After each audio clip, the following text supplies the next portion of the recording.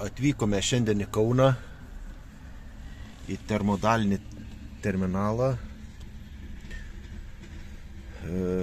Tokia kaip ekskursija bus. Pažiūrėsime, ką čia mums įdomaus parodys, nes matosi čia atšakų daug, vagonų daug, visko daug, vienu žodžiu. Na tai pasižiūrėsime, kas čia bus. Va čia dar kažkoks įdomus važiuoja.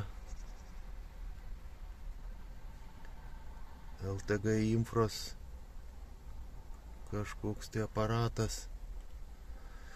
Nu vien žodžiu žiūrėsim, kaip čia bus.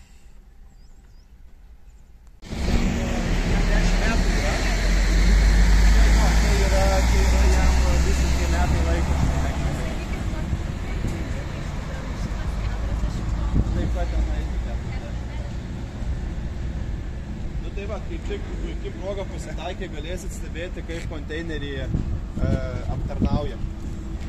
Dabar jau bus mokamas.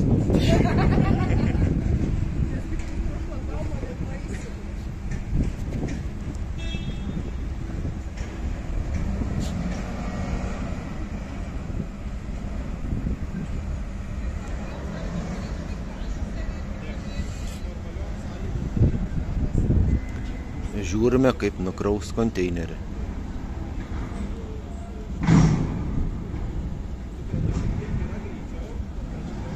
Tik tai dės ne ant vagono, o ko gero ant tų konteinerių uždės.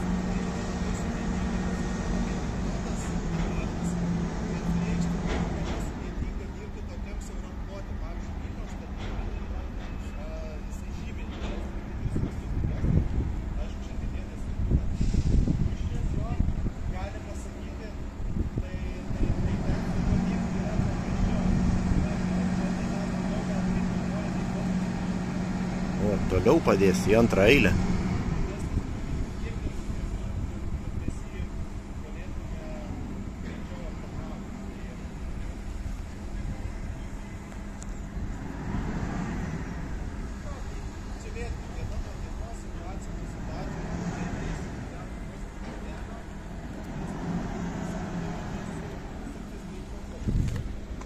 Taip pat matom MK62 kargo lokomotyvą, riedmenį.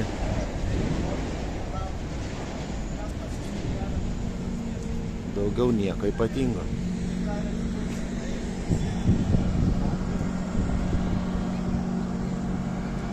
Matome, tas krautuvas jau paleido konteinerį.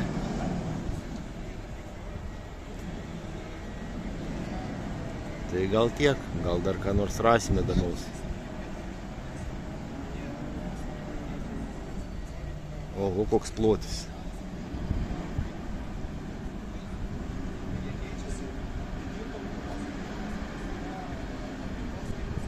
Gal iškart kitą užkraus ant tos fūros.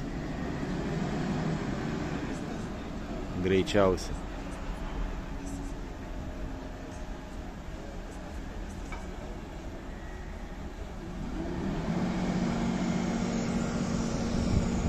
Tas kranas irgi gali pakrauti konteinerius.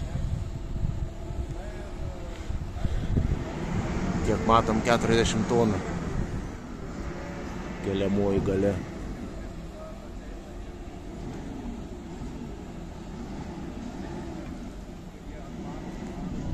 Vienu metu, bet persijungti ir vieną valdyti, kitą ir panašiai.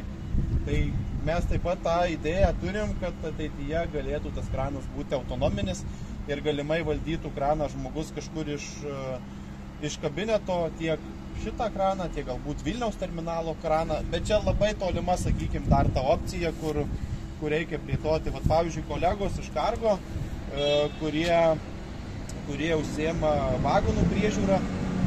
Aš iš ten atėjau beje į terminalą, tai mes buvom tokį irgi jau projektą užsukę, kad ne žmogus tikrintų vagonus, bet robotas tikrintų vagonus. Tai jie šiandieną jau perkasi robotą, šunį tokį, kur rokuoja tarp kelių ir jisai jisai kameros pagalba, dirbtinio intelekto pagalba bandys atpažinti gedimus vagonus. Tai kaip pasakyti, geležinkelis tikrai investuoja į šitas naujas technologijas. Aišku, visur žinomas atsipirkimas. Bet sakė, jie jau turi tos dronus, kur prižiūri